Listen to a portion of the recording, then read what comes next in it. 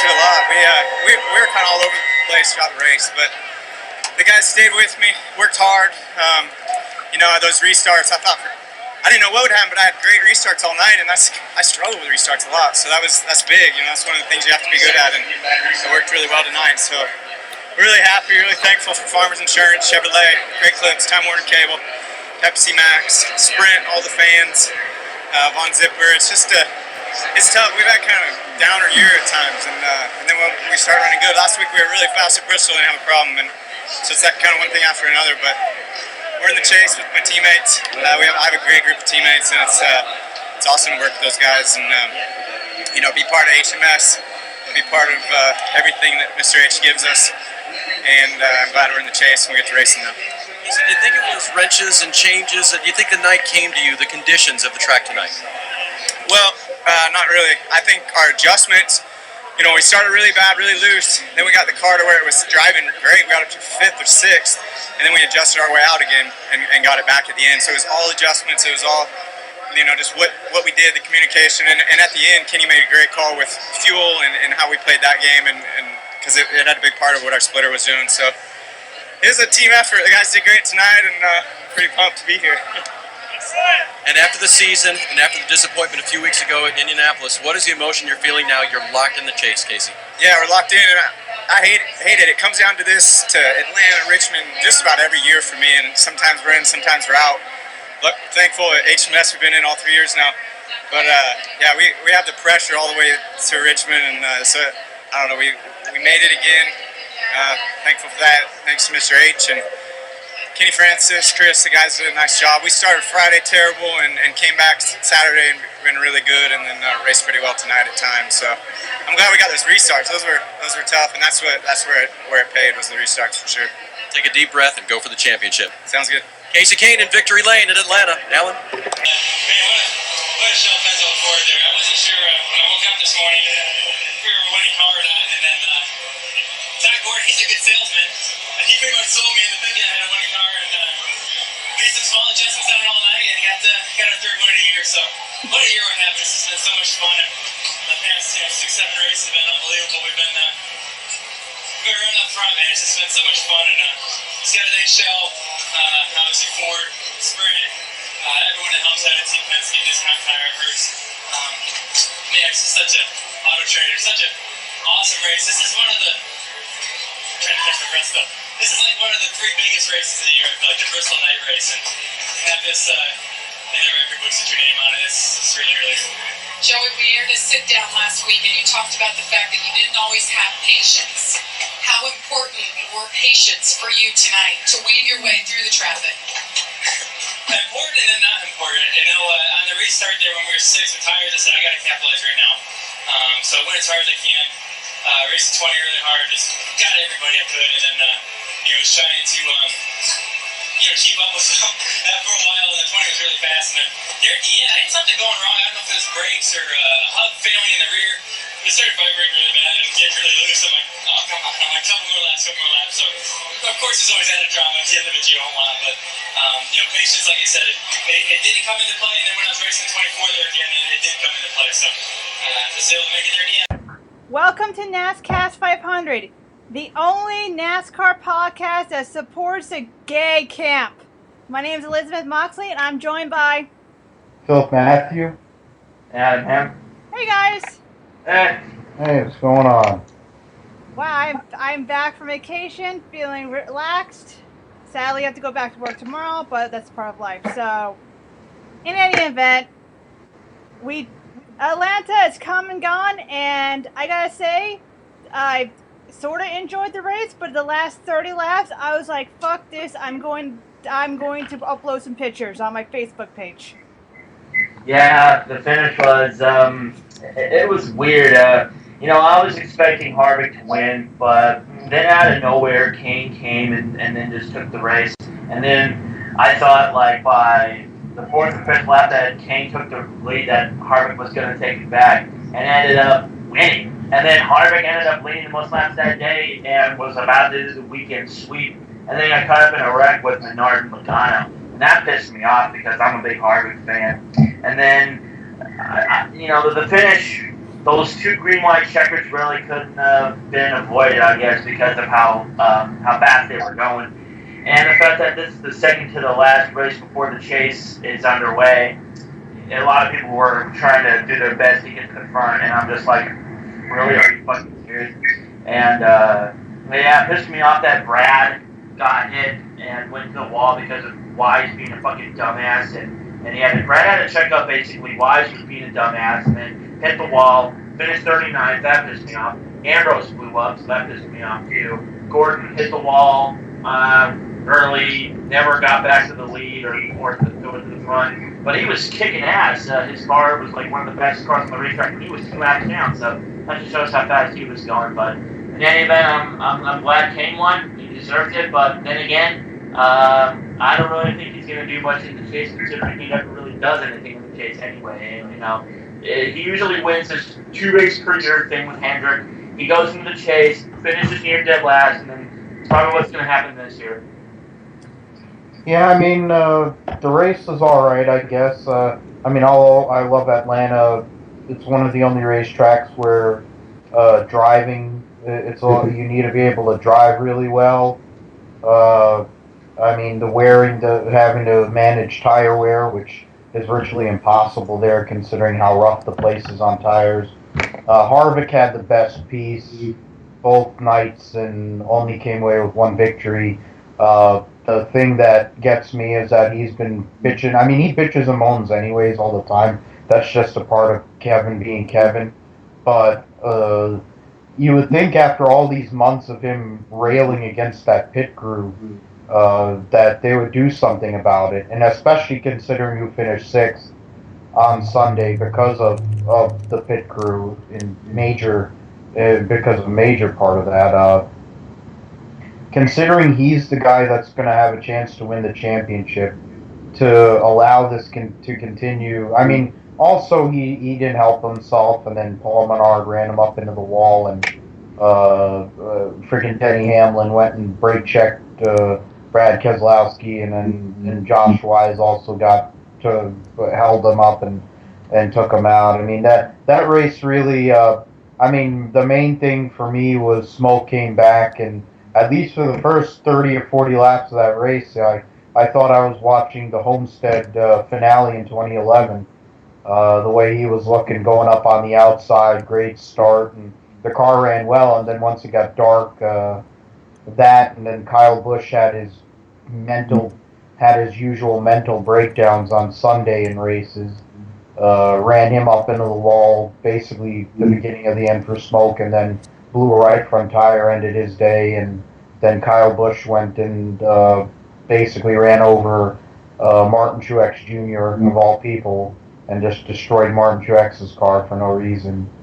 But I mean, the funny part is there's more stories that have nothing to do with the fact that Kandy Kahne won that race. I mean, the fact that Kandy Kahne won that race was as much a product of having those green-white checkers and Kyle Busch.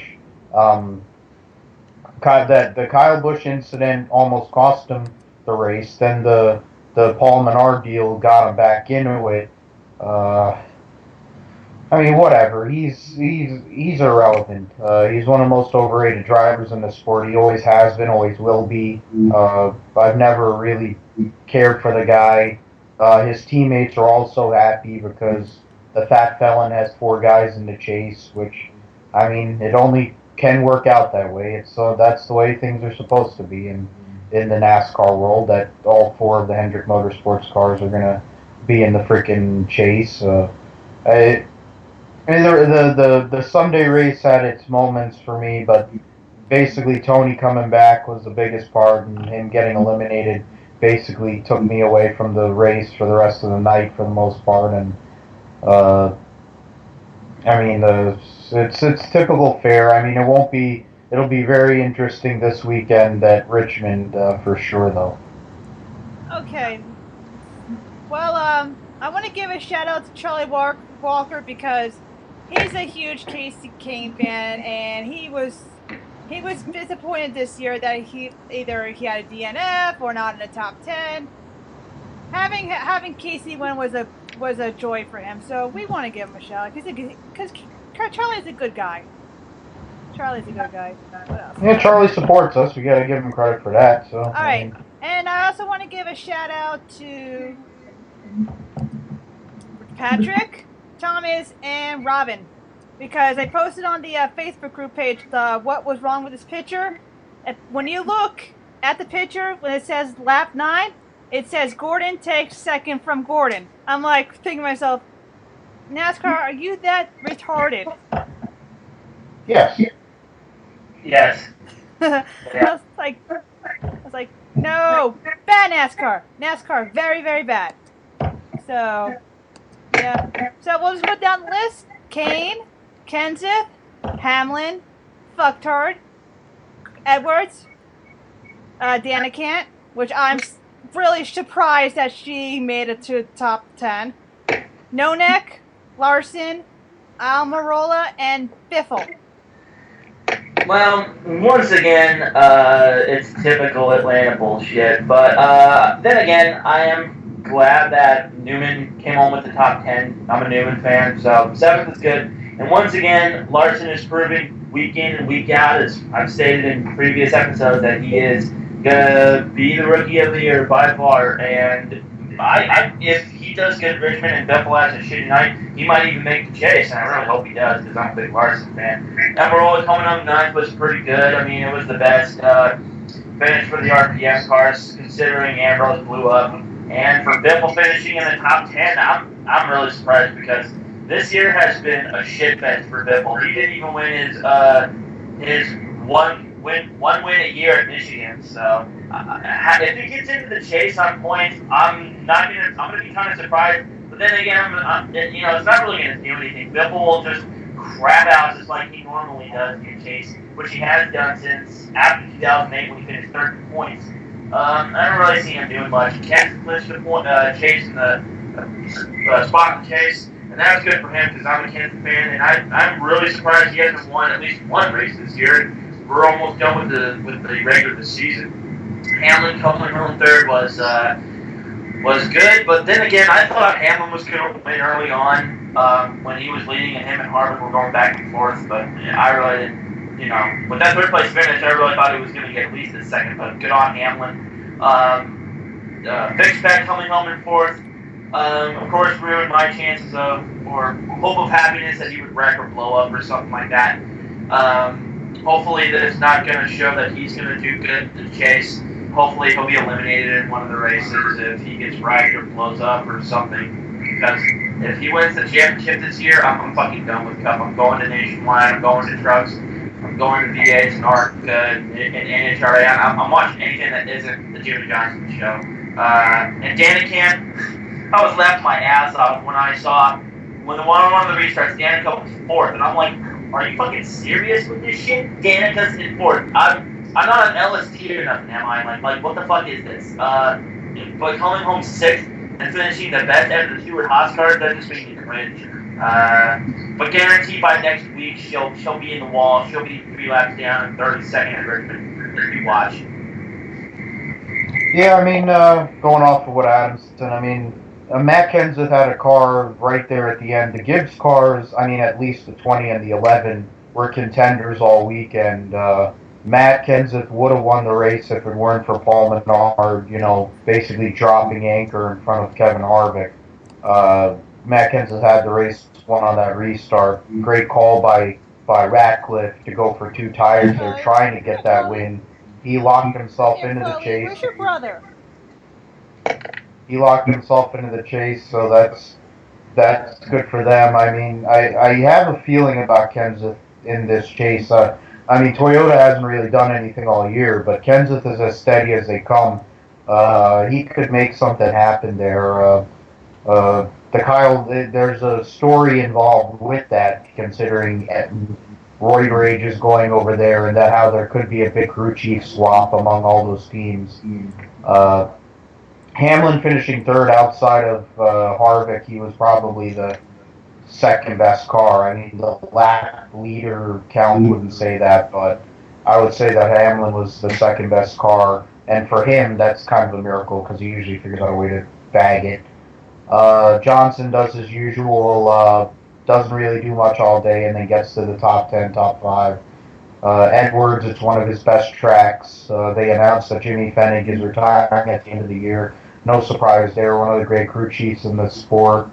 One of the last connections to the great times that were a part of the NASCAR. He'll be leaving. He'll be basically working with Robbie Reiser probably.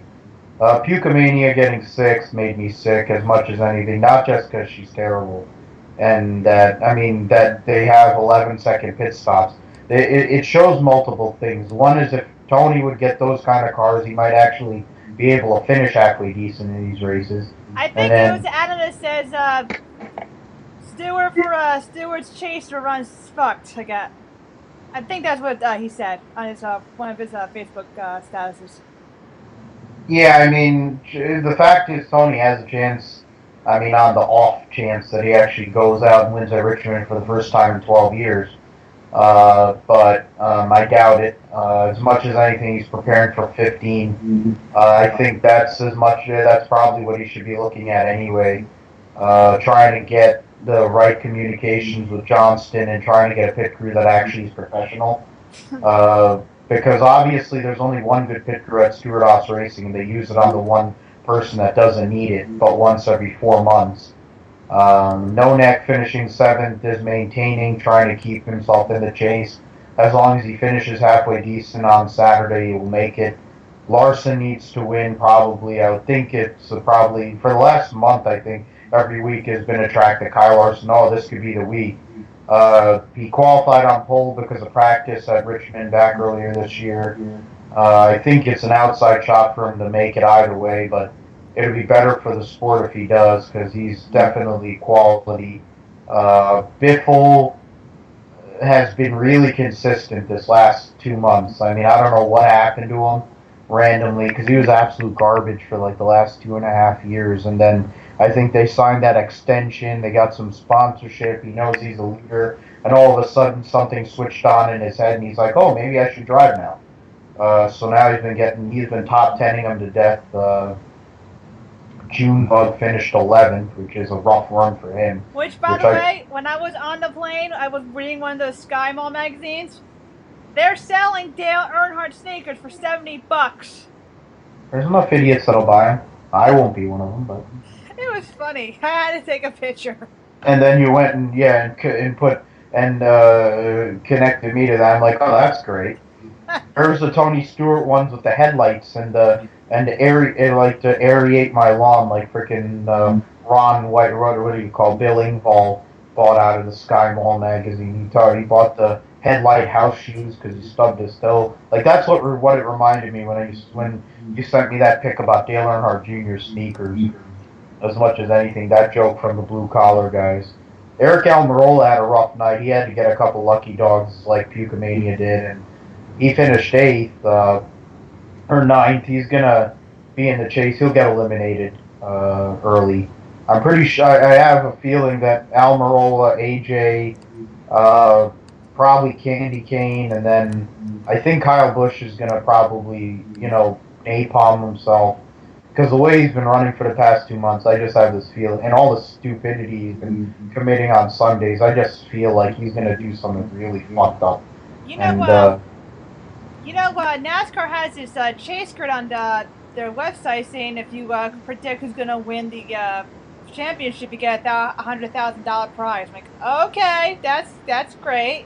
$100K? They could give us $1 million. That'd be actually worthwhile. $100K? Like, what the fuck? Sprint pays $30-40 million a year to sponsor this garbage. I will post it on the group page right now. Give me 1 second. I mean, it's $100K. Like, really? Yeah, what is this? Freaking Mike Bliss, Starting Park, 23 laps, made $68,000. I mean, seriously. They pay $100K to start a bunch of these races. $100,000. Typical. Don't they have a sponsor for that? Like, don't they have, like, the official butt wipe for NASCAR? Like, can't they get them to sponsor that freaking chase grid garbage? I mean, come on, man. It's freaking ridiculous. Cheap bastards. They need to go and have Kandy Kahne win races so that all the 12-year-old girls that don't even like guys who have the personality of a sponge can go and make the chase. Like, what the fuck kind of nonsense is that? Oh. And they're going to talk about how great Hendrick is next week at Richmond. You know, during the TMZ and pre-race show, they were praising how great Stewart came back and he's going to do great the rest of this season. And you could see the fakeness in their announcing. And you know how I found out about Tony being back in Atlanta? There, at the camp I was staying at, there was a TV with cable in one of the tennis closets. And me being my love for TV, I sat down and watched the Sports Center. It said on the ticker, Tony Stewart's coming back to Atlanta this Sunday. I'm like, oh, goody. But I was thinking to myself, you know what? Let me just change it to MSNBC. Then I said to myself, you only have 2 days left. Just enjoy your vacation. So take that, Facebook. Yes. I mean, all the pomp and circumstance and all the ambulance chasers that Tony came back and he was very emotional the whole entire weekend. He was emotional from the time he did the presser to the time he got out of that car. I actually did not watch it. I did not hear anything about the him breaking the silence since the accident. Because, again, I took Facebook off my phone, so I have a relaxing vacation. Can you just summarize what he said, if you guys watched it? Yeah, I watched it. I'm going to say, without a doubt, that was probably the most emotional I've ever seen Stewart over anything. And Stewart rarely ever gets emotional over things, but this, fuck. Even if you aren't, a real sensitive person, you could just feel his pain and how much he's hurting inside. He's basically saying how much he's wishing wellness for the Ward family, and that being in a race car will help him get his mind off of it, and that he's glad to be back in Atlanta, and that he's glad that his friends and his teams and his supporters are there for him. Yeah, he was real torn up about it, and I was like, Jesus Christ, I expected him to be all real sad and shit, but not that sad, goddamn. So, yeah, it was sad to see him like that, but glad to see that he finally got it off his chest, and really wish he could have actually finished Atlanta, but, that's for another day. I mean, he definitely, it was definitely for a Stewart fan being a diehard fan like me, it's been a difficult time. I've gone through some things with some people even in the process. Watching him like that is definitely not something I've ever thought I would ever see, obviously. His emotion, I mean, it took a lot for him to say what he said. He was very emotional during the whole weekend, and he basically, and most of his teammates and other people reiterated how, look, racing is his life. He doesn't have family. He has his mom, dad, and sister and all, but at the end of the day, his life is racing. So this was the best thing after all these weeks to finally come back for the healing process. And for the most part, the weekend was until about halfway through the race, it had been a pretty solid, until Kyle Busch ran into him, it had been a pretty solid weekend. I mean, unfortunately, getting wrecked and having an accident, I mean, whatever, he's not going to make the chase, more than likely, unless he pulls one out of his ass like he did in 2011. I'm just glad he's back. I don't know where he really truly is at. I don't think we ever will know until this whole, once all the lawsuits and things come down eventually and are settled, I don't think we'll ever really know what the mentality is for Smoke, but the fact is he was out there and he was doing work. And that, as much as anything, made me feel good, knowing that he's back out there, and there's nobody better to drive that car than the guy who's supposed to be driving that car, and Tony being out there is good, and it made me actually want to watch. So. Oh, and let's go to happier news. I don't know if you guys care, but Michael Waltrip is going to be part of this season's Dancing with the Stars. Oh, Jesus Christ. Gee, oh my God. I don't watch it, so I don't care. This is probably more of an opportunity for Michael Waltrip to make a complete dickhead of himself. Again, like he does do that every weekend on NASCAR Fox and NASCAR on Speed. I mean, Fox Sports 1 with the truck races and all that shit. But don't get me wrong, I don't hate Michael Waltrip, but I'm going to admit he is a bit of an art. I mean, he's a little bit out there, and there's some, weirdness with how he acts and shit. Some of the things he says are funny. A lot of the things are just like, what the fuck did you just say? Please don't tell me you actually believe that shit. And, now I'm just waiting for, I don't know, Daryl to go on a fucking episode of Wife Swap or something like that, No. Might as well make the Waltrip name even more less, might as well slander it more, right?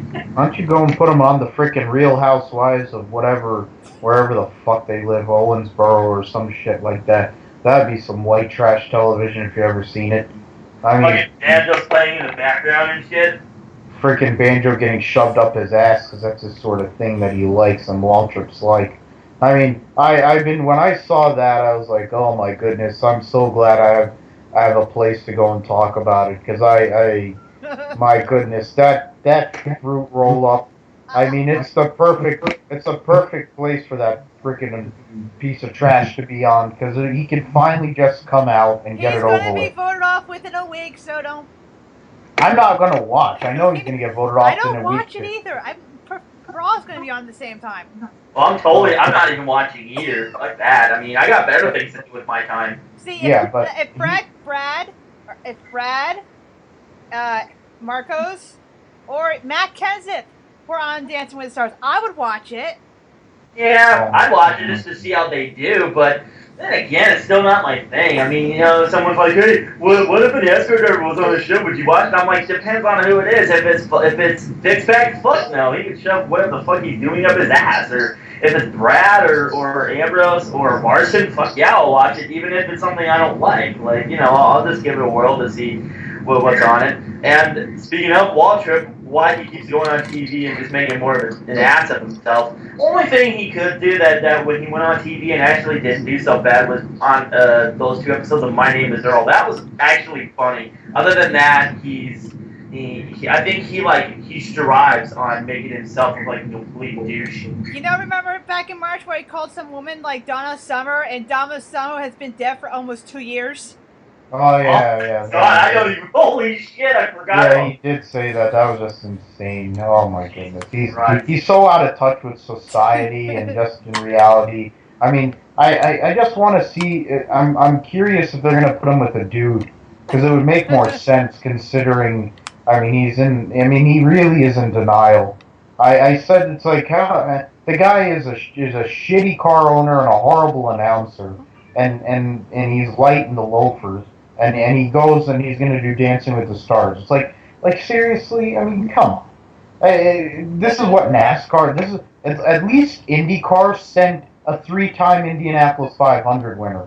Or he was a 2-time Indy 500 winner. And he's Brazilian, so they got moves and stuff, and he's sort of into that sort of thing, Helio Castroneves. He was a good dancer, I'll say that. But the guy could actually dance. That's the whole thing. He had rhythm, and Julianne Hough smoking hot. But I don't even know who they're. Oh my goodness, I cannot believe. I'm just whatever. He's so awful. I hate Michael Waltrip with a passion. Oh my god. I've never liked the guy because he's so fake. He's so phony. He's a shitty race car driver. He's an embarrassment to the Daytona 500 that piece of garbage has won 2 of them. Tony Stewart will never win one, but that fruit cake has 2 of them. That's just crazy. Anytime I see that idiot, I want to mute the TV. That's the thing. Him, his brother, Krusty Wallace, Brad Doherty. Oh, God. Seriously, I hope they vote him off because he's such an awful person. I think he'll get voted off. He'll vote himself off. Because they'll be like, oh my goodness, who is this douche? And then all the women who watch that will just be like, who is this idiot? Just vote him off. Because he's such a loser. I would have said Kenny Wallace would have been a better choice. Oh my god. Yeah, he laughed just like that, too. He just laughed just like Adam just did. Morgan Shepherd would be better than fucking Michael. Whoa. Morgan Shea. Oh, man, no. Can't have wife. We do not, here at NASCAST 500, we do not condone violence against women, so that involves, we apologize to the little pygmies in New Guinea. That involves guys like Morgan Shepherd who used to do that sort of thing. But Okay. Now we're done with that. We'll go to the Great Cliffs 300. Again, I did not watch it because I was doing like nature walks and taking pictures of frogs. So I'm gonna say this: fuck you, Kevin Harvick. Fuck you. I didn't watch it myself either. I don't even know what the fuck I was doing, but I really wasn't paying much attention. Oh, I forgot. I was at the IndyCar race, the ACS, which was a million times better than the nationwide race in Atlanta. I actually got to go to the IndyCar race at ACS, which was awesome. Got to go to, it was my first IndyCar race, by the way, so I got to root on Scott Dixon, Will Power, Elio Castroneves. It was a great fight for the championship. And to see Will Power, one of my favorites, win the championship. So basically, the last 2 years, my drivers have won the championship. Scott Dixon won last year. Will Power won this year. It was great to go up. Because I thought you were going to say, if Will Power won 2 years in a row, you'd be like, oh, this is going to be another Jimmy Johnson. Yeah, I hope not. I mean, I don't really think he's going to be the next Johnson. The funny thing is, in IndyCar, I really don't have anybody that I don't like. I like everybody, but my boys are Power and Castroneves and Dixon and Montoya and I forget who else. Anyways, it was great, and I spent my time there. My phone was almost dead. I checked the leaderboard at the end of the race, found out Harvick won. I'm like, okay, Harvick won. At least it wasn't Kyle. So yeah, I watched like the first 30 laps of it, then I left, and I was like, well, this was better than watching the nationwide race. yeah, I mean, Harvick was in a different zip code.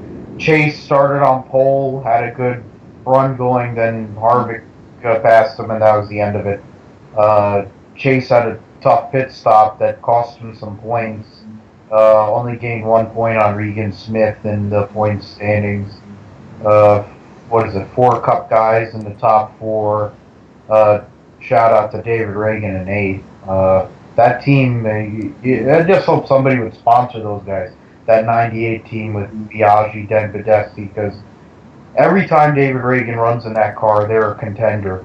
They actually got a real sponsor. I think they could actually run for a championship against these, cup efforts. But yeah, Harvick at Atlanta is pretty much an automatic. Logano, whatever. It's the same stuff that's been going on all year. When Harvick is on, he usually wins. When the 22 is always up there, and the 54 didn't have a great run, a great day, but they came out with a 4th. But yeah, the IndyCar race was pretty solid. The Alotian wreck was the lead into basically that whole deal, but that race was pretty interesting. Definitely watching it. Being a fan of IndyCar for many years and having went to Pocono the last couple of years, watching it's quite a rush. The nationwide race was a snooze fest. I basically was changing it to college football, different college football games all night, and then the IndyCar race. So whatever, Kevin Harvick won. Yeah, no big deal. We'll just go down the list. Harvick, Logano, Larson, Busch, Elliott, Smith, Scott, Reagan, Dillon, and Saller. Yeah, basically cup guys, and more cup guys. Yeah, it was just snooze fest. Like Phil said, it was just boring. I mean, I didn't watch much of it, but I can just tell just from the looks of it, it was just going to be one of those boring fucking races. And don't get me wrong, I'm a Harvick fan. Everyone knows that. But even on against all these cup guys winning, even if they are my guys in cup, like Brad, and that's about it. Other than that, the cup guys that run here, really, I don't root for. I hate Kyle. I hate Logano. I don't root for Kane much. I mean, Kane's alright, but really wouldn't care. But yeah, this year the nationwide has just been a fucking shitty season. I really wish. I keep saying this every week when we talk about nationwide and where everyone finishes, but I really hope to fucking Christ or science or whatever that next year there'll be a rule against how many races a Cup driver will run. But seeing how NASCAR is going, I really don't think that's going to happen because NASCAR just likes to push fans away rather than gain them. So fuck it. Considering the schedule they put out, I strongly doubt that that's going to happen, unfortunately. But oh well. Anything new besides our Darlington Labor Day weekend? Anything interesting in the new chase schedule or no? Not really. Okay. I mean, it's the same shit. Like, other than the fact that, you know, they changed the schedule around to make Atlanta the second race and Bristol getting back its April date. Although it's in late April rather as opposed to mid-April like it used to be from the 90s up until somewhere in the early 2000s. Other than that, they really didn't change anything. You know, the main reason why a lot of these NASCAR fans aren't you know, watching NASCAR anymore is because half of the track they go to are fucking boring. Well, look at the racetracks they have on the schedule: Chicago, Kentucky, Kansas, which has both races. And I'm fucking confused why that still is. Texas, and the list goes on and on. I hate the schedule. I hate it. The schedule isn't fun. You know. Sure, you have the restricted races at Daytona and Talladega, and you got Darlington coming back to its Labor Day weekend, but really, what type of fun racetracks do we have? Pretty much, basically, besides Daytona, Talladega, none. I mean, you got Richmond, which occasionally can be fun, but a lot of the times it's boring because you just see Kyle fucking dominate, break the field, and basically win. Bristol's a kind of half and half. I mean, there's been times where it's been boring, and there's times where it's been fun. The race at Bristol back a couple weeks ago was fun up until Logano won. The race in March really wasn't that big of a deal, I think, other than the fact of Kansas getting run over by Timmy Hill. There really wasn't much action for that race. And then we still have both Pocono races, which I'm real surprised that's also still on the schedule. And that's one of the racetracks I'm starting to not like now. Not because Johnson won there last year, but the fact that it's so tedious and boring. Like, even they shaved off 100 miles, and it's still boring. Like, even this year when Junior won, I was finding myself falling asleep. The fact that they don't even attempt to fix the schedule. They didn't even fix it. They barely tweaked it a little bit with the screwdriver and went, yeah, good enough. Like, we'll get some fans back by putting Johnson back at Labor Day weekend. Yeah, but it's on a Sunday night. Well, what the, like, if you really want to keep it traditional, why don't you run it in the fucking daytime or run it on Saturday night? Like, who wants to watch that shit on Sunday night? And the thing they also changed was that in Daytona, July, you know how it usually runs on Saturday night in July? It's going to be a Sunday night in July. And I'm just like, why? That just, like, basically defeats the purpose of the Saturday night race at Daytona. Like, I even posted a status a few days ago about my dream schedule of the Cup Series. Of course, it would start out with the Speed Weeks at Daytona. You would have the Shell Pennzoil Clash, the Budweiser Duels, the Daytona 500. Then it would go to Gateway, Vegas, Darlington, Laguna Seca, Martinsville, Bristol, Texas, Talladega, Phoenix, which used to be the second race. Now it's going to be, I guess, the third race. The Speed Weeks at Charlotte with the All-Star race in the 600. And then we go to Milwaukee, Sears Point, Michigan, Mid-Ohio, first New Hampshire race, Daytona again, the first race at Iowa, and a Cup race, which I wouldn't mind seeing. Indianapolis, Pocono. I kept Pocono for one race. You know, you can't ever just have it not on the schedule, I guess. Watkins Glen, Michigan, Bristol, Homestead, which has been the last race of the year, moving back to the second to the last race of the year. You got Darlington coming back to the Labor Day weekend. And then the last race before the chase would be at ACS, at least for me anyway. The Bass Pro Shops at Richmond, the night race, first race of the chase. North Wilkesboro, yes, that North Wilkesboro, I'm bringing it back.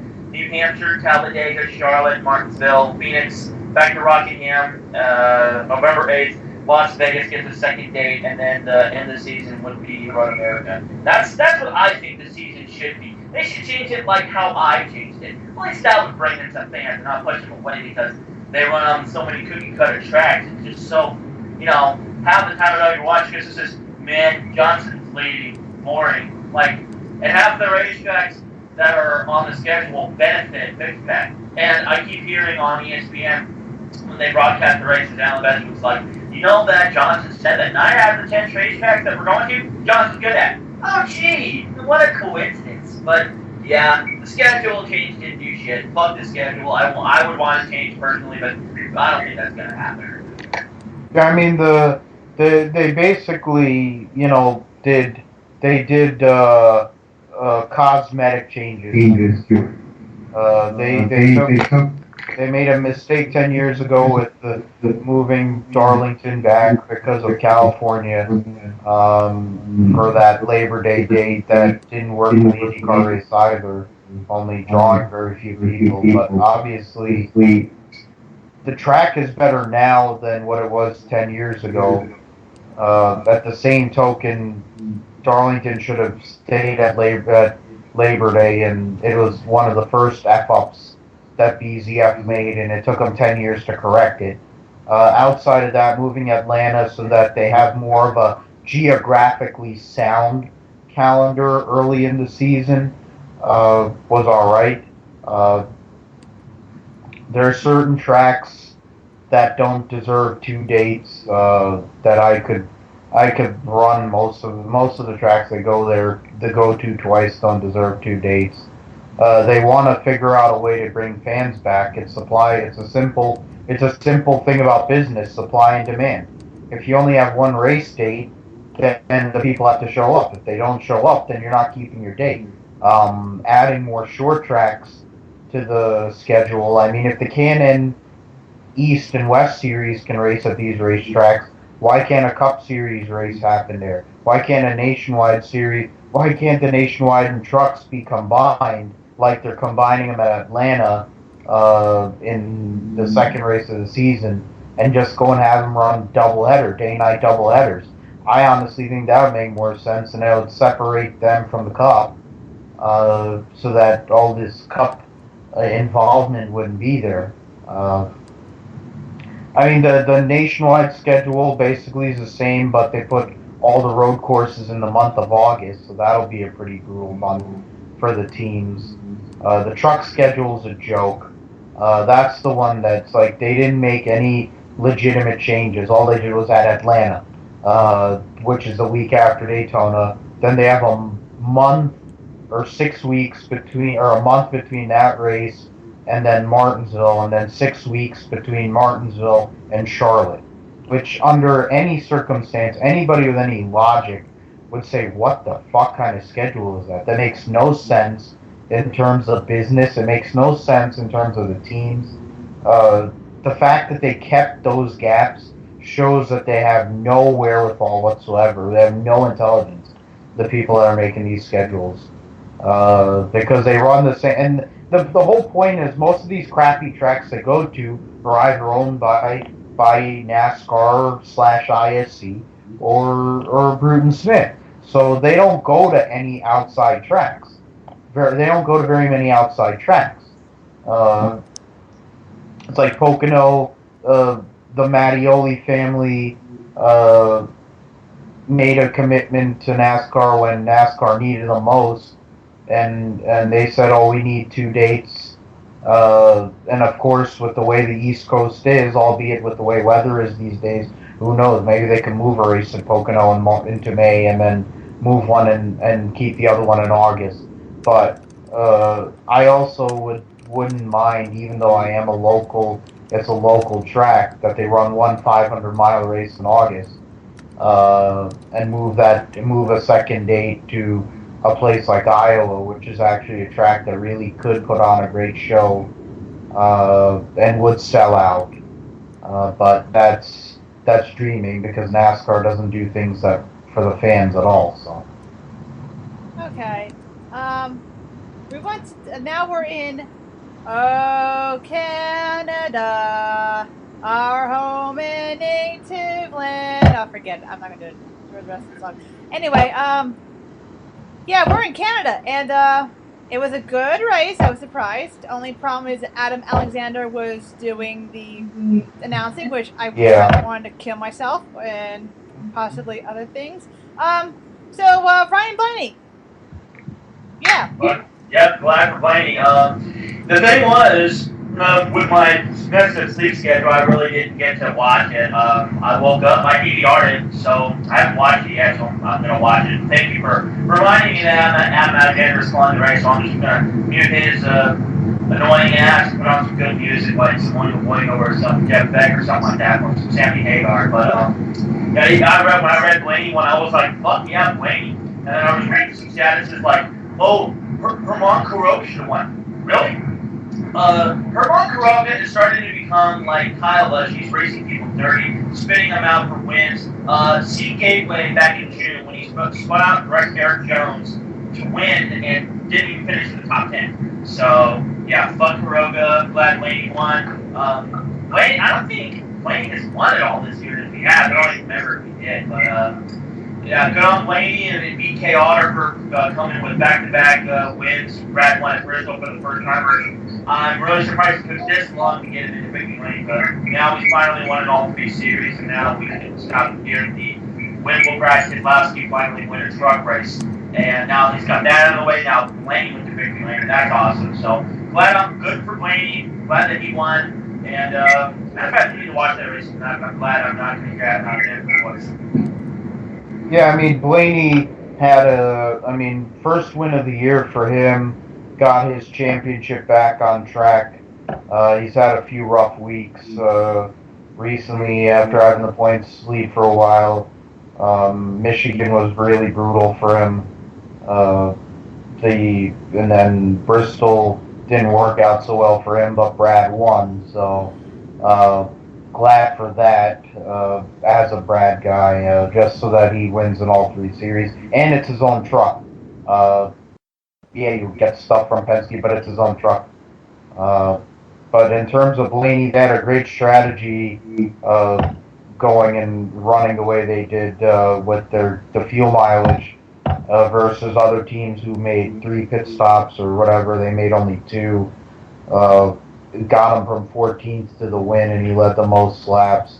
Kuroga had a good truck, but he wasn't a winning truck, and Blaney went and took moves that his dad and uncle and granddad probably taught him over the years, and he just snookered Kuroga at the end of that race and made him look silly.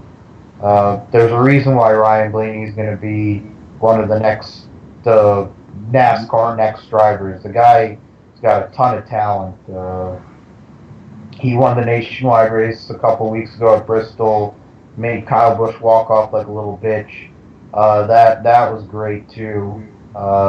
He had to dump. I mean, he accidentally dumped Young Money in the process, but in the end, it is what it is. There, he won that race, and it was a solid race, minus the terrible announcing. I was doing a fantasy draft, football draft, so I was in and out between that and tennis and other things. So I didn't, because I hate Adam Alexander and Michael Waltrip, so it's like a total puke fest. Okay, so it's look on the list: Blaney, Kuroga, Jones, Golding, Ranger, Crafton, Newberry, Sauter, Custer, and Peters.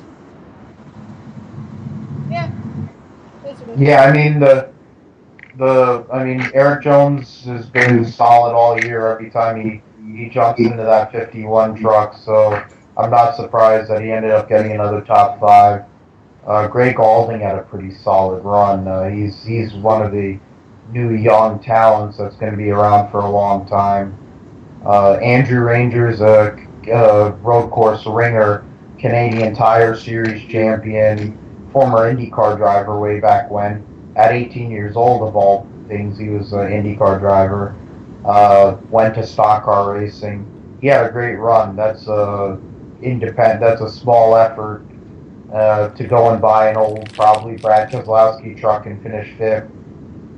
Crafton gained a couple points on Sauter. Newberry didn't wreck, which is a minor miracle. Cole Custer got dumped by Alex Tagliani in his facial hair and still finished 9th. Timothy Peters is known as a road racer, so for him to get a 10. Darrell Wallace lost a few points. Notably absent in all of this is Ron Hornaday Jr., whose team got shut down because of the saga between Harry Scott and Steve Turner. costing the four-time series champion a chance of possibly winning his 5th title and adding on to his win total, which is sad. It's probably the end of Hornaday's career. Yeah, he can hang it up and right off to the sunset. He's going to the Hall of Fame. I mean, he'll go into the NASCAR Hall of Fame sooner than later anyway, because he's one of the pioneers in the truck series for sure. But unfortunately, he's probably not going to get the send-off he deserves. Okay. What are you going to say, Adam? I was going to say that when I read this, I was like, really? What the fuck? Like, Hornaday this is probably the best he's run in 3 years. Like, I haven't seen Hornaday run this good in a long time, and for him to be considered a winner again when he was back with KHI, it was really good to hear that. But with the news that everyone shut down, just like, God, are you serious with this shit? Like, this is like one of the top teams in the business that isn't a fucking run by Cup guys, and they shut down. Well, now that just gives more play to all the other truck teams that have the Cup drivers on it, like Kyle's team. But you know, there's still a possibility that they can come back, but I don't think so. I think they're done. And like Bill was saying, this could be Hornaday's end to his career, basically. And you know, being from California, you know, you have to have you know the drivers that come from California. And some of them you like, some of them you don't. Like Jeff Gordon. Love Gordon, he's my guy. Carter, one of my guys. And then you look at Hornaday, who basically made the Craft Truck Series a household name. Along with guys like Mike Skinner and Jack Sprague and all these other guys, and now he's being shipped off. Kind of the same way Jack Sprague did with Kevin Harvick, who didn't out of the 2 truck in 2008. And we never really heard from Jack Sprague again after that. And if he did, we don't even remember. So I find it bullshit that Turner Scott Motorsports closed their truck operation down, just like if they closed their nationwide operation, Wadneski's fucking Larson's probably going to have to find another ride in nationwide when he runs the typical races. So, you know, you know, when I heard it, I was kind of pissed and sad at the same time. Like, I felt bad for Hornaday. Really didn't give a shit for Ben Kennedy. You know, he can't run for shit anyways. And Taylor Malsum, who runs there, here and there, doesn't do much. And then when Larson was in the truck over in Eldora, actually gave it a good run up until he wrecked. So I feel sorry for TX7 closing their operations, but then again, it's just one of the politics of NASCAR closing down their operations. Okay, In the end, they only closed down the team that was actually contending. They only closed down the 30. Oh. Well, I know they closed down both teams, but whoops. No? So NASCAR, obviously, with his family, they weren't going to shut him down. And then the 32 is basically a bio-ride situation. Cameron Haley ran. He's a Canadian driver. He's one of the NASCAR Next guys, but he made his debut. It's going to be a bio-ride where like a Taylor Malsum's going to run, but they shut down just Hornaday's deal. And then with Nationwide, even though Dylan Kwasniewski does something stupid every week, they're going to keep on running him because he's a Ganassi development driver. It's the same thing with Larson. But otherwise, I mean, we should have known when James Buescher wasn't willing to stay with his father-in-law's team that there was something going on. And then Jed Burton got screwed early before the season started. And then after all of that, now on Hornaday too. So that team it's not looking good for Turner Scott in general. And I wonder how the ripple effect, not just like Adam said, not just in trucks, but you know, with Nationwide and Dennis, and even in Cup, because Harry Scott owns the 51 team. I wonder what's going to happen with Justin Allgaier with all these lawsuits that are going on. Okay, now, We didn't do a show for Bristol last week because I was on vacation and the guys don't know how to record and edit. So we're gonna do Bristol right now and go over the 3 races that happened. I'm gonna let the guys take over. So boys, have at it. Alright. Well, at Bristol, it was typical slam, bang, boom. Going side by side, spinning out, wrecking. Anything you'd expect from Bristol. It was highlighted by Harvick winning the pole and leading some laps, but realistically, it wasn't his night. Although he led a lot of laps, it just wasn't Harvick's night in the karts. The highlight of the night, I believe, was Jimmy McMurray leading 168 laps. Like, McMurray's never led that much in his whole career, let alone one race. So, McMurray got his ass burned up here, brought that last pit stop, and basically, lost his chance to win. And I'm still kind of pissed about that because McMurray deserved that win. But the finish was, as a Brad fan and as a Logano hater, I was pissed that Brad couldn't get close or there wasn't a caution. But, hey, 2-car came home second, Brad for that. But as for the other Bristol races I've seen in the past, this really wasn't the best. It's not like 2012 or 2011 where they actually had decent finishes, or even last year for that matter, between Jensen and Kane. So I was disappointed about the finish, but nonetheless it was a good race. Johnson didn't dominate. Kyle got wrecked early, and that was good. So, and he was being a whiny bitch the whole weekend, losing the nationwide race. Lost the truck race. Lost the truck race, and when Mike Massaro or somebody from ESPN interviewed him after the nationwide race, he said, "Well, leaders got the worst disadvantages of restarts." I'm like, Kyle, quit bitching. You lost. Admit it. So, yeah, it was great to see Kyle not perform the Bristol sweep like he did in 2010 or be a contender for that matter. But the Cup race wasn't the best, but it was all right. If it wasn't for Logano winning, it probably would have been a good finish. But yeah, they burned my ass that McMurray got lost the lead on the pit stops. But nonetheless, it was a good Bristol race. Minus Logano winning.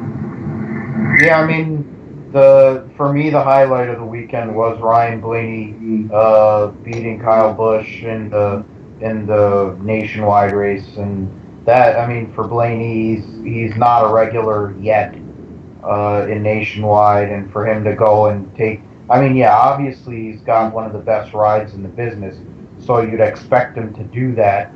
But Bristol, to go to Bristol when you got guys like Kyle Busch, who was dominant there, and you got some other guys that are in there. Harvick was in the race, so obviously it's one of his better racetracks as well. For Ryan Blaney to show up and win was pretty big, especially after Kyle Busch dominated the show. The Cup race, a lot of different guys had a chance. Jamie McMurray, that was probably his chance to make the chase. I strongly doubt he's going to win this weekend, so unfortunate for him that he's going to miss the chase again, that he had the opportunity to pull it off though last week. Similar to this week, Matt Kenseth, Jimmy Johnson were up there in the top 5. Greg Biffle, another top 10. Kevin Harvick had a great car and couldn't finish. Kyle Larson, another top 15. Shout out to Jeff Burton, who's going to be an announcer full-time next year for NBC, filling in for Tony. He was in the top 5 at times during the night and got to 15th place with a lap down. He had some issues later in the race, but I mean, he beat freaking Jeff Gordon and a bunch of big names in basically a third or fourth race he's driven all year in a foreign car, basically. Credit to the mayor and on that finish. Blaney winning. Eric Jones had his first nationwide start, or one of his first nationwide starts. He finished in the top 10. That was good.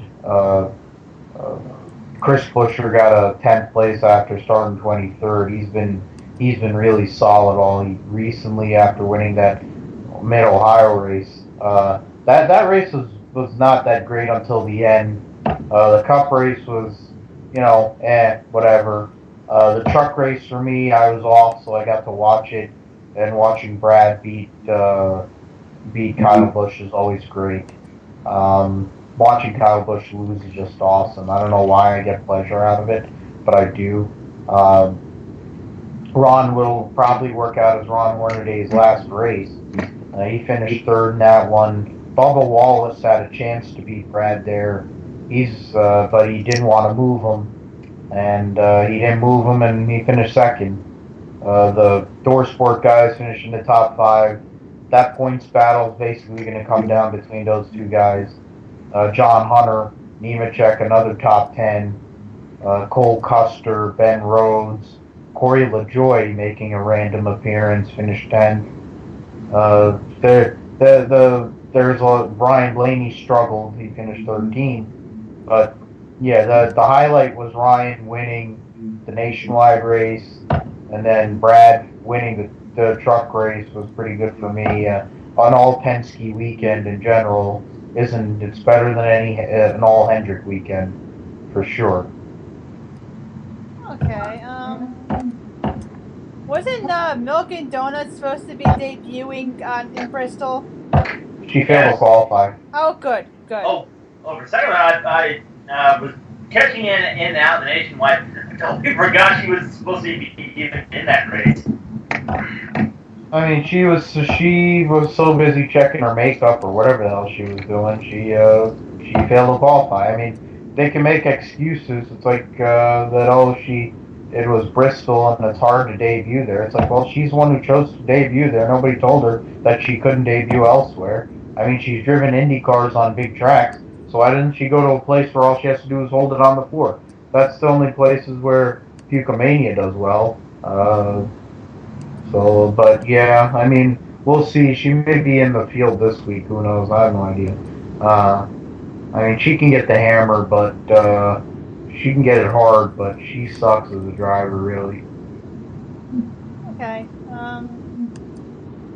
Well, it's been a very slow week for news.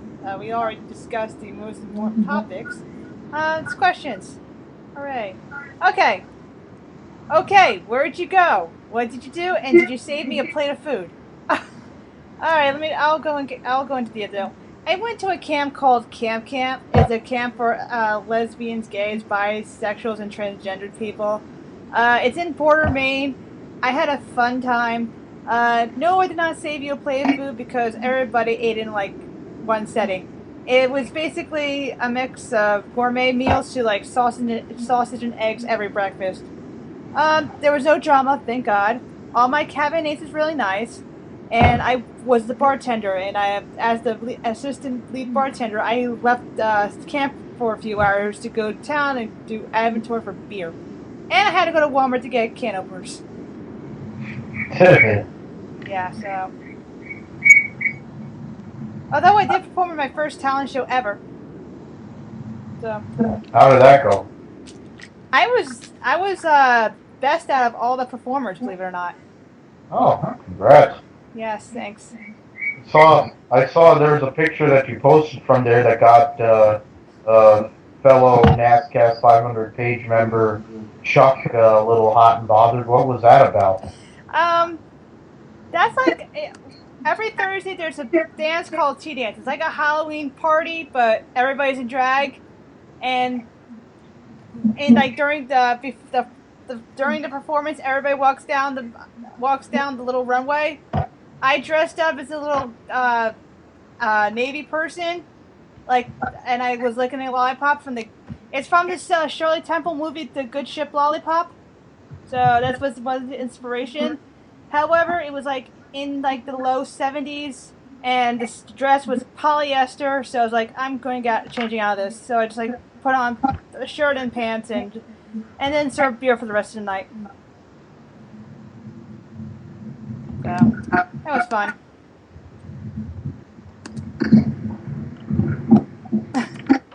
Okay,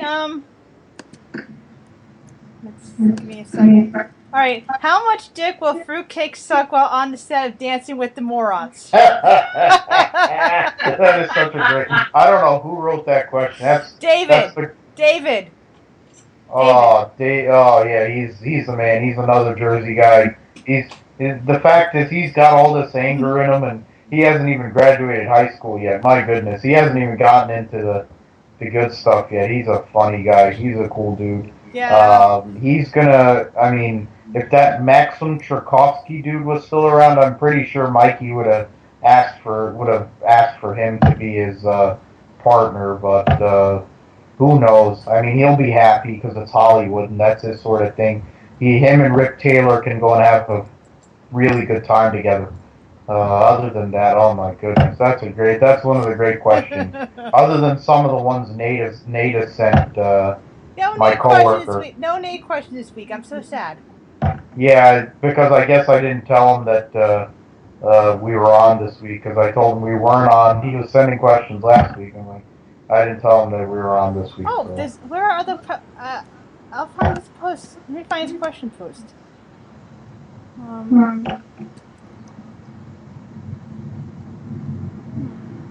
me 1 second. Oh yeah, Jeff Jarrett sponsored Hermie Sadler's car for Bristol. Who cares? Yeah, well, Hermie Sadler hit the wall, which is what he usually does anyway. So. I can't find it, so I don't care.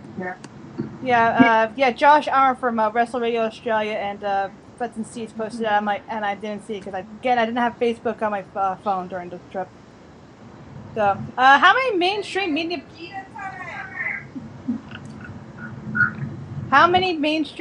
bullshit artists will be mad at Tony Stewart race this weekend?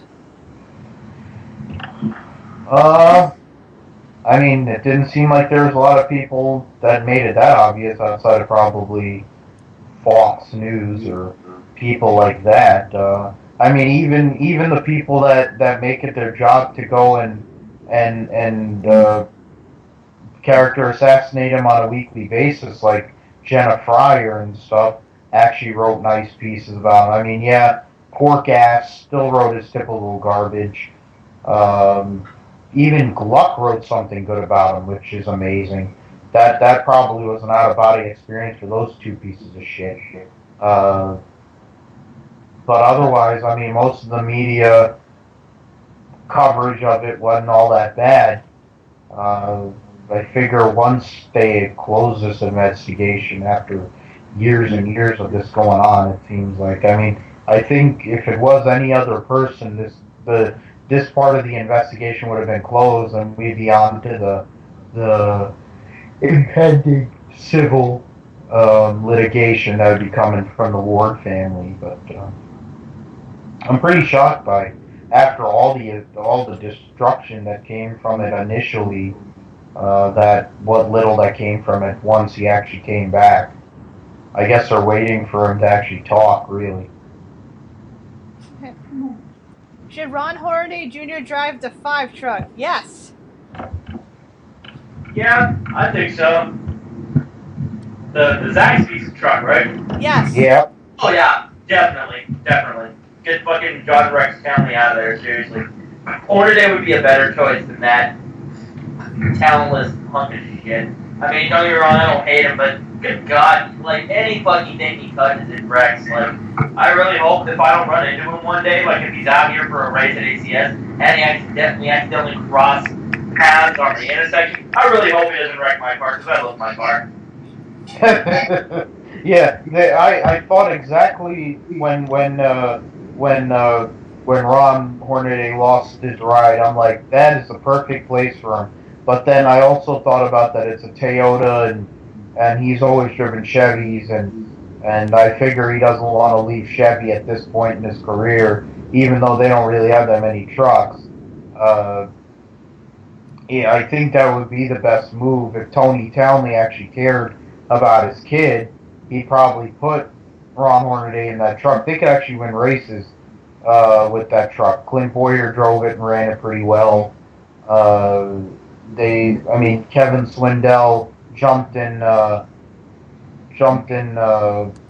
ARCA car a few weeks ago and won on dirt for Townley. So I mean, obviously it's not the equipment that's the problem. So if you put Ron Hornaday in one of those trucks, I think he could do pretty well. I just doubt actually take that shot.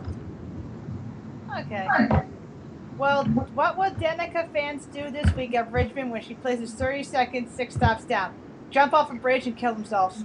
Probably run themselves to sleep because they know the driver sucks ass. I mean, look at the facts of how many times she's finished inside the top 10. Half of her good finishes have been on restricted play tracks. The fact that she finished 6th at Atlanta was the only reason she finished 6th at Atlanta. Was because of all the cautions. Everyone wrecked. If no one wrecked in the caution never came out, everyone stayed ahead, Danica would have not finished inside the top 10 case closed. I mean, the fact that she needed 2 lucky dogs in the first 120 laps of the race is typical of her. Yeah, some contenders went out later in the race. Yeah, there's a couple of wrecks there. Whatever. It's her best finish of her career for whatever that's worth. It's only the second time she's actually finished well on a track that involves driving talent, because I don't consider Talladega or Daytona a place where driving talent's involved, especially if Michael Waltrip can win there. So, whatever. Let the fans be happy.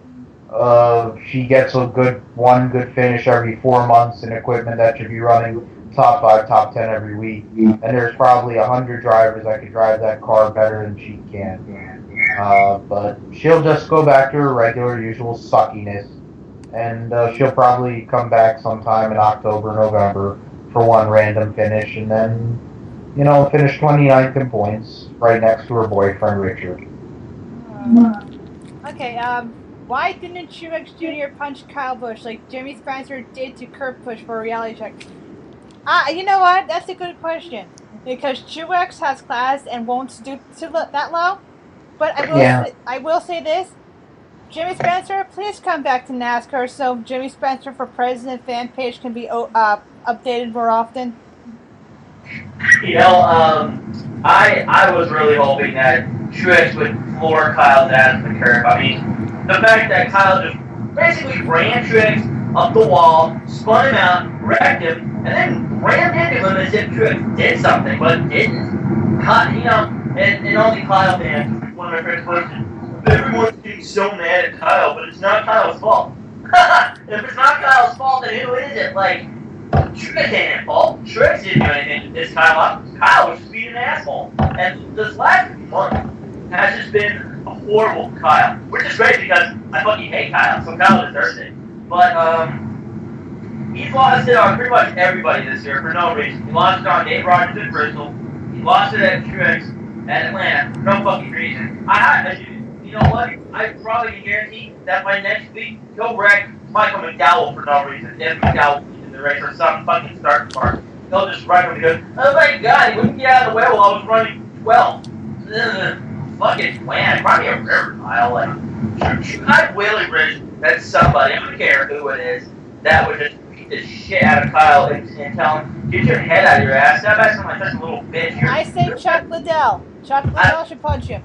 I don't know who that is, but Kyle's almost 30, and he's still acting as if when he just got into NASCAR, when he used to wreck people back in the day, and wouldn't take blame for it, would blame them or their crew or whatever, like he used to do for about, I don't know, the first 6, 7, 8 years of his nationwide career, and now he's still doing it, and still acting like an asshole. He has matured. Wait, let me rephrase that. He's less of an asshole now, but he's still an asshole. So, I really wish the Truex would have beat the shit out of Kyle, or somebody will, because he just thinks he's all that, and he's not. He's just an asshole. Fuck Kyle.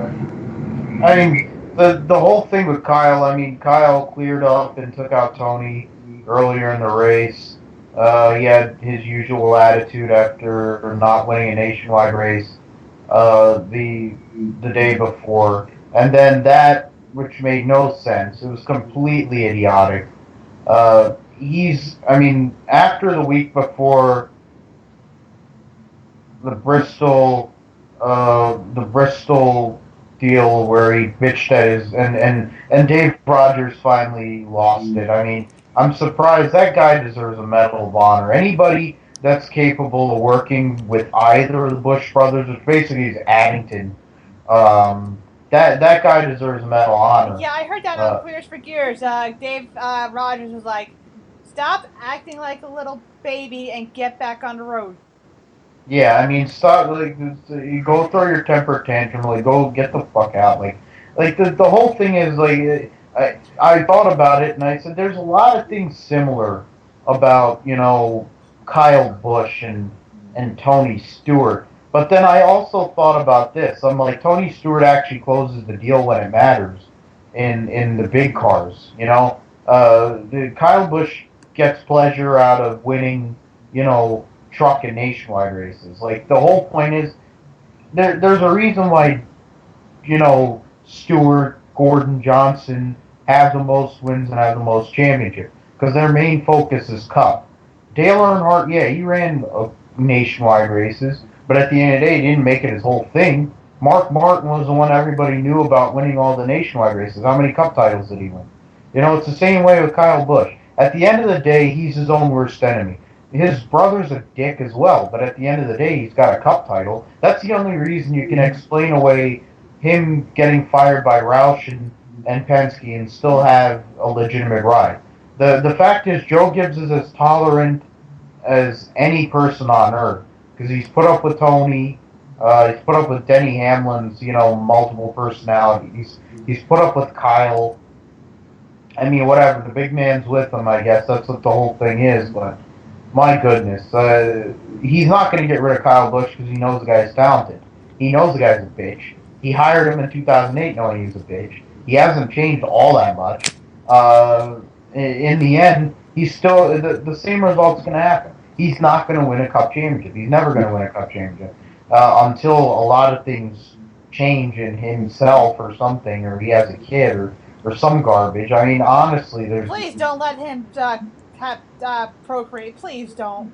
Well, that's going to be one goofy-looking kid anyway. But either way, I don't understand what this whole. I mean, every week he's having some sort of meltdown.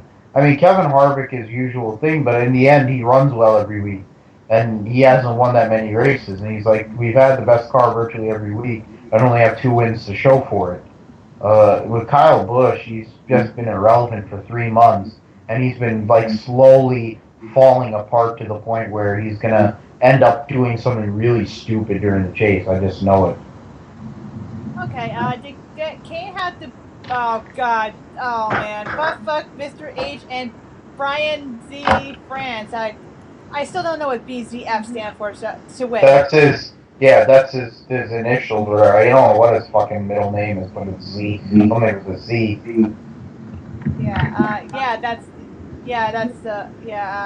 I don't want to answer that. I just don't put that image in my head, please. That's the only reason he got it right anyway. With Hendrick. Yeah. Will Michael Waltrip be dancing? Will Michael Waltrip be dancing with the town mule of Owensboro? And in the parentheses, saying DW. He always dances with DW. That's all the inbreeding they do with each other. So that's a part of life over there. So good for them. That's all I can say about that. I'm so glad I live in a town where there's no inbreeding whatsoever. Yeah, it's not really allowed in Jersey as much as it is in. I mean, there might be parts of Jersey, I wouldn't doubt it, but considering some people that I've ran into. Lakewood. Yeah, well, very, very far down south where it's like NJMP or wherever it is. That's why I would never go there, but. You know what? Yesterday, my sister and I cut through Lakewood because we just came back from southern New Jersey, and we had to stop at the ShopRite in Lakewood to get cat food. Because let's face it, my other sisters didn't buy cat food for them while I was gone. Oh my God! Not only that store's filthy, but there's a lot of aesthetics in that store, and they kept bumping into me. I'm like, what the fuck? It's like almost 10 o'clock. You should be in bed. And when we were passing through town, I could see a lot of synagogues still out there, still open at night, and they're bad drivers. They stop. They drove slowly, then they stopped. I'm like, come on. Wonder if John West Hanley is giving them driving lessons. Oh man, John West. There's a few guys that they like Herman, Kuroga. I mean, there's some real gems of the earth that are out there. You know, Dylan Kwasniewski. You know, there's some guys that are just guaranteed to wreck every single week. Those are three. Tanner Berryhill. Tanner Bear, yeah. I mean, but he's basically a starting park. I mean, it's not like he has any money. He's just out there. You know, like I'm trying to figure out, like, you know, Casey Mears hits the wall usually. I'm trying to figure out guys in Cup that are like that. I mean, he used to be JPM, now he drives Indy cars again, and he's become an elite driver. But will Smoke give Harv Danica's pit crew, and she will take Harv's? No. yes, they have to.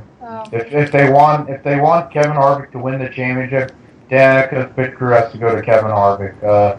Chad Kennell's pulled that stunt numerous times, and it's worked to his advantage. If Smoke wants to get somebody else a championship at SHR, But here's the thing, he will do it. He knew, like back in 2010 when he did that, he knew he was not going to win that championship, and that was like his jack of the card up his sleeve, and that was, cause to me that was cheating, because Jimmy Johnson did not need to deserve another goddamn championship. Let them lose. Yeah, God, that still burns my ass to this day. There's many other Johnson moments. The fact that they were going to lose the championship, they could have just suck it up, fucking realized they were going to lose to Denny Hamlin, who should have won the championship, by the way. And he choked, but regardless, Chad just infuriates me. How? Did you see what he did? Did you see what he did during pre-race? He drew a happy face on the lens of the camera. Yeah, I was like, what the fuck? Like, fuck you. And, you know, I hate how they let him and Jimmy get away with so much shit. Not just on the racetrack, but on track. And I'm just like, quit seriously getting on your knees and sucking this guy's dick just because you're getting paid to moan his name. Like, seriously, knock it off. This is, you know, NASCAR fans aren't that stupid. I mean, okay, never mind. I'll rephrase that and say most NASCAR fans aren't that stupid, but except for Josh fans, Kyle fans, Gunno fans, Danica fans, list goes on. But no, that pit crew move in 2010 at Texas was a little horse shit, and it pissed me off. Guarantee you, if that didn't happen, even if Hamlin did choke, Johnson wouldn't have won that championship. But in regards to the whole Danica pit crew change, I don't know. I mean, honestly, I don't even know if that's what's going to happen. I mean, Harvick runs fine with his pit crew. It's the bad luck that catches up with it.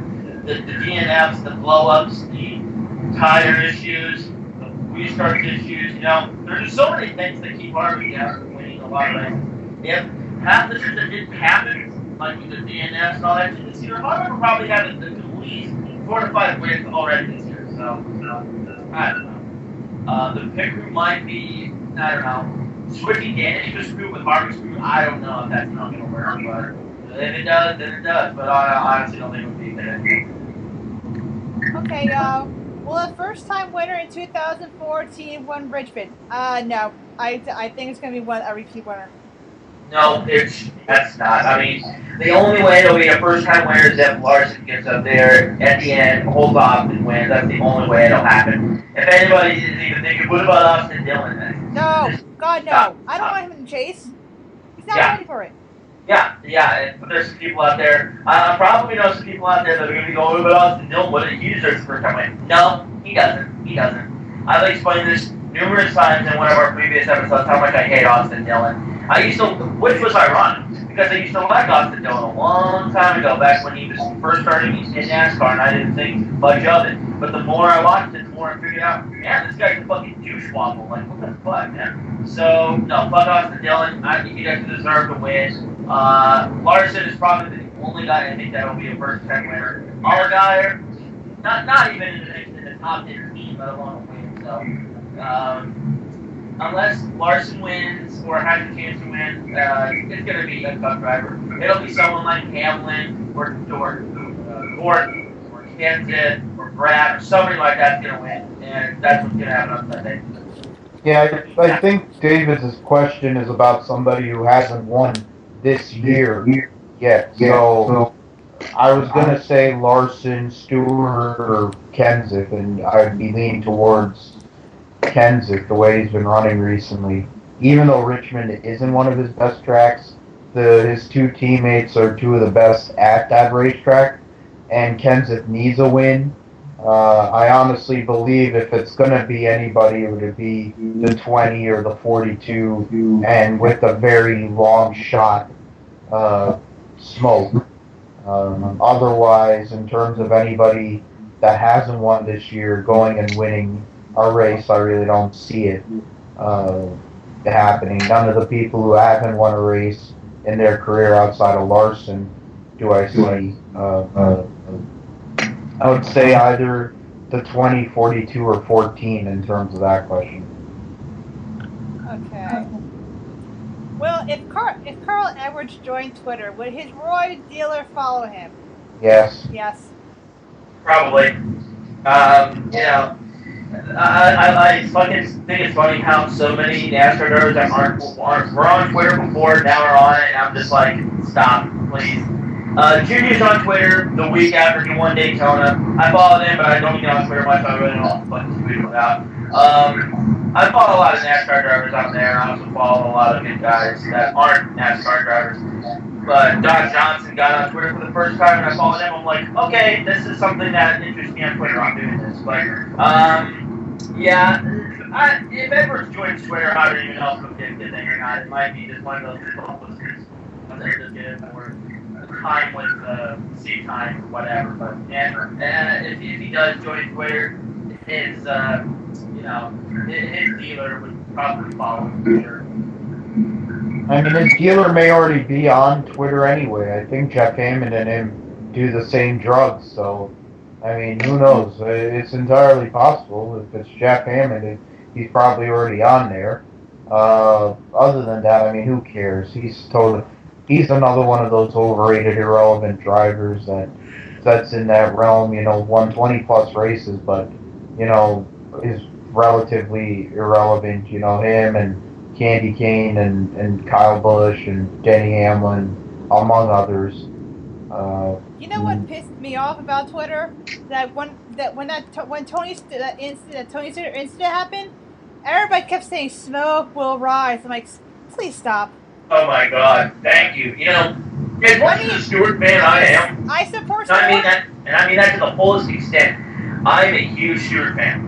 But enough with the fucking smoke will rise or hashtag smoke will stand or some bullshit like that. Knock it off. Like, it's annoying. It's just about as annoying as all this other shit that's on social media nowadays with the ice bucket challenge and all this stupid bullshit. Like, give me a fucking break. I love Stewart. He's a good guy. He's a great driver. He's won 3 championships, 40-plus wins, and the guy obviously knows how to drive. But seriously, enough with the fucking smoke will rise hashtag. I'm not even kidding. I'm friends with this one Stewart fan, and all the status was like, oh my God, Stewart's getting me. Oh my God, is it Heather? Yeah. Okay, yeah, I know who she's talking about. Yeah, I love her, but sometimes she can go overboard with the Stewart. Yeah, don't get me wrong. I have no disrespect against her. I like her. She's cool as a Stewart fan, but sometimes I get a little too weird with her statuses about how much she loves Stewart. Like, she literally loves him. Like, oh, give me a break. Anyways, the whole Twitter thing with the Stewart situation really pisses me off. The hashtags, I hate hashtags in general, so, but the smoke will rise thing needs to stop it. It's already been proven that this year, if not, early in the year, like mid-season, he wasn't going to win a race. And if it was going to be some fluke bullshit. Like, don't get me wrong, I love Stewart, but I don't really think that this year is not even a good year for him to even finish inside the top 20 in points, let alone win a race. So, yeah, enough of that hashtag smoke or rise, hashtag shut the fuck up, seriously. Yeah, I mean, for I'm guilty of using it, but I don't get out of hand with it. At the end, it's something I want to see the guy run well, and I'm just hoping he wins a race by the end of the year. I figure he'll go fuel mileage and win one of those races at the end of the year. But this whole year, I mean, the rest of his life is going to be defined by what happened a few weeks ago. Unfortunately, the family of the Ward family and all that they're going through. But the social media thing, the last few weeks has proven how bad, the good and bad of social media, mostly the bad. So the fact that hashtag this, whatever, the way people just like character assassinated the man, it was just crazy. And I realize there's some people I don't want to have anything to do with, some people that I had to reevaluate, and so on and so forth. It's a part of life, social media is a weapon when used improperly, and it's been proven. Okay, and is it true Jimmy Johnson and Chad Canals will elope if they win the championship this year? Well, if they do, Pat Robertson will officiate it. Yep. In regards to all this bullshit about how much we hate Johnson and the whole entire 48 team, I wouldn't be surprised if that's what happens.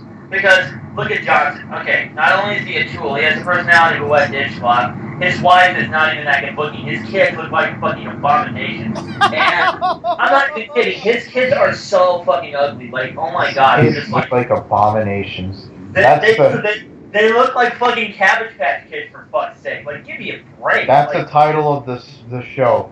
His kids look like abominations. That's the title of this week's show.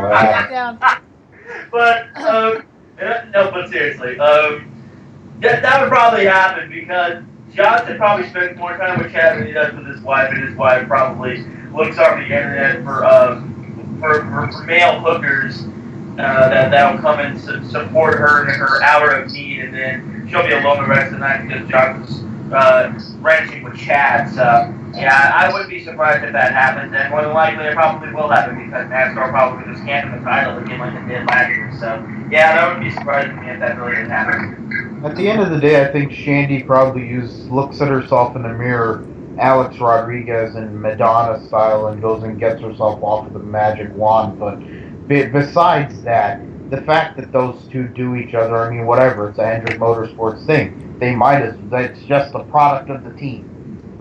So they go and elope, good for them. Who the hell cares? There's actually, believe it or not, I just researched, and you guys might want to hold your ears for this, but apparently there's a gay porn star by the name of Jimmy Johnson, but it's spelled with a Y, not an IE. I'm like, oh Jesus Christ! And Jesus it was also Christ. funny. What was it? Like, it was some commercial for Viagra or Enzyme or some male enhancement bullshit, and the guy talking was a guy named Jimmy Johnson. It was like, well, that was the coach of the Dallas Cowboys and Miami Hurricane, Jimmy Johnson. Right, I remember that. Yeah. But he's like, I'm better than this guy, and it's like, yeah, you're like 95 years old. Your hair hasn't moved since the Clinton administration, and then he's still banging like nobody's business, banging the freaking wood. Oh god, that's just going down so many bad things. I remember when Enzyte was in, that was when they had all the hard-on pill sponsors going. They had Viagra and Enzyte and this pill and Cialis, and they had that, and they had the hard liquor sponsors at the same time, which I find to be ironic. But hey, whatever. That was the way NASCAR was back then. It was a little more open. Okay. Well, it's time for plugs. Proud members of the Geek of Industry.com. 9 shows, including ours. GeeksOfTheIndustry.com. Mega Powers Radio, Pro Wrestling Nation, Wrestling with Spot, Card Glitch International, Sleeve Notes. What else? Geeks on Film. And I'm forgetting which one. Hold on. As you guys can see, I am not prepared. Let's see. Okay. Cartilage attached. Got that. I think that's about it. If I'm missing, I think cartilage I missed, but yeah, I would love to explain them, but I don't have time. Let's see, Butts and Seeds podcast. If you're Butts and Seeds podcast, WCW about WCW podcast, blog show, pop culture podcast, Queers for Gears, gay men talk about NASCAR. Really good podcast. Watch it, listen to it. Turnbuckle Throwbacks. They talk about wrestling and past wrestling. They're cool people. What else? That's about it. Facebook.com/groups/NASCAST500 is our group page. We have a Twitter at NASCAST500. Please join that because we're getting a lot of spam followers and we don't like that. Let's see what else. Mine is at Elizabeth Moxley. I post not safe for work photos on there, and Adam checked that out the other day, and he's like, and he'll be the first saying, "Yeah, she's right." Yeah, I'm not gonna be ashamed to admit that either. Yeah. So there's also geeksoftheindustry.spreadshirt.com if you want to buy our shirts, because we like our shirts. Please buy them, guys. I'm on a lot of these social media sites, but I'm on basically two more than enough. I'm on YouTube. I haven't posted a video in a while, but I post a lot of videos when I get a chance. I go all over the place, so www.youtube.com/user/SunnyBurnett1988, and then I got Facebook. And if you enjoy my rants about Johnson and everything else in between, and keep in mind I'm also an atheist, so if you're a Christian and you're on my friends list, you're be warned. www.facebook.com/Adam Writer. I'm an atheist. I'm an atheist too, so we're in agreement. That's awesome. Yeah, I remember that. I'm also on Twitter at the Desert Bandit. But I'm not on there all the time. I only have like 86 followers, and a lot of them are spam, so whatever with that. I'm also on Instagram if you want to follow me there, Adam Crockett8489. And let's see, I think that's about it. At least for me anyway. For me, I'm at Philip G. Mathew on Twitter. I'm on Facebook by the same name. Other than that, just keeping on going, getting ready for Richmond this weekend. Oh yeah, Richmond, we forgot about that. Good. It'll probably be an okay race. I would like to see Larson win, but it's not going to happen. I'm looking for a first-time winner this weekend, but more than likely it'll be a repeat winner. I mean, it is, and then after that, with football starting, then I'll be watching Red Zone for the next however many weeks there is for this chase grid nonsense that's going on. Yeah, once the Richmond will be over, we'll be discussing our dream, how we should